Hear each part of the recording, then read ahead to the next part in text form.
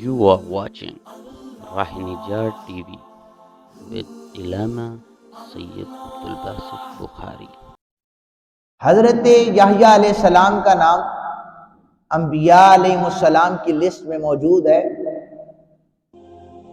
آپ حضرت عیسیٰ علیہ السلام کے ماموں بھی لگتے ہیں۔ آپ کی مجلس ایک نہر کے قریب ہوا کرتی تھی اور ہزاروں کی تعداد میں لوگ حضرت یحییٰ علیہ السلام سے فیض پایا کرتے تھے۔ آپ کی مجلس اللہ کے ذکر سے بھرپور ہوا کرتی تھی۔ ویسے تو انبیاء کی مجالس ایسی ہوتی ہیں، لیکن حضرت یحییٰ علیہ السلام بہت زیادہ زور سے اللہ کا ذکر کروایا کرتے تھے۔ ہزاروں کی تعداد میں لوگ آپ کے ہاتھ پر آپ کی شریعت کے مطابق زندگیاں گزارا کرتے تھے۔ اس دور کا جو بادشاہ تھا نا وہ بھی یہودی تھا، حضرت یحییٰ علیہ السلام۔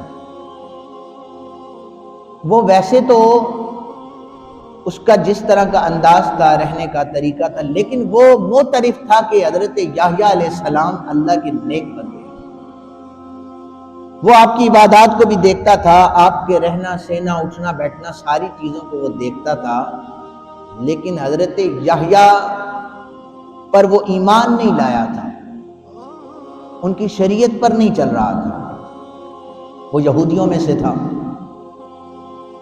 وہ اپنے بھائی کی جو بیوی تھی نا، اس کی جسے بھاوج بولتے ہیں، بھابھی عام روٹین میں بولتے ہیں زبان میں، اس کے ساتھ وہ زنا کیا کرتا تھا، اور یہ ان کی آپس میں باہمی رضامندی تھی۔ حضرت یحییٰ علیہ السلام آپ جب بھی کبھی اپنے لوگوں میں ایمان دین کی بات فرمایا کرتے، اللہ کے ذکر کو بیان کیا کرتے، آپ اس بادشاہ کی مذمت فرمایا کرتے تھے۔ پھر بھی وہ بادشاہ ناراض نہیں ہوتا تھا کہ یحییٰ ٹھیک کہہ رہا ہے، میرے اندر یہ برائیاں موجود ہیں۔ تو ایک وقت ایسا آیا کہ بادشاہ نے ایک ایسی تقریب کا اہتمام کیا کہ وہاں پر جس عورت سے بادشاہ زنا کیا کرتا تھا، اس کی بیٹی نے وہاں پر رقص کیا، ڈانس کیا۔ ڈانس اس نے اتنا عمدہ کیا کہ بادشاہ کہنے لگا، بیٹی آج تمہارا رقص میں نے دیکھا ہے، جو مانگو گی نا آج میں تمہیں عطا کروں گا۔ بادشاہ وقت نے یہ کہا کہ تمہارا رقص اتنا اچھا لگا مجھے کہ جو سوال کرو گی میں تمہیں عطا کروں گا۔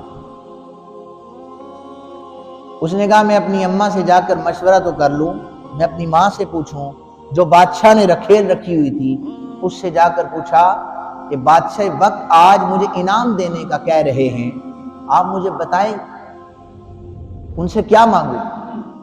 تو اب اس عورت کو پتا تھا نا جس سے زنا ہوتا تھا کہ حضرت یحییٰ ہر مجلس میں ہر محفل میں ہماری مذمت کرتے ہیں، ہمیں برا بلا کہتے ہیں، زانی کہتے ہیں۔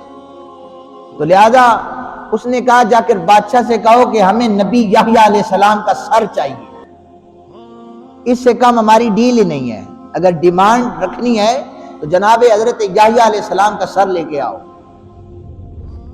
اب بادشاہ پریشان تھا، جسے نیک تصور کرتا ہوں اللہ کا نبی بھی ہے، اس کا سر کیسے لے آؤں، لیکن اپنی معشوقہ کے لیے، دنیا کی محبت کے لیے اس نے اپنے سپاہیوں سے کہا کہ حضرت یحییٰ علیہ السلام کو سلاخوں کے پیچھے بند کر دیا جائے، اور مجھے خبر بھی نہ ہو تو حضرت یحییٰ کا سر کاٹ کر میرے پاس لے آؤ۔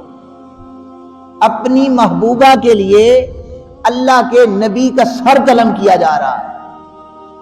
یہ بنی اسرائیل کے لوگوں کا انداز تھا۔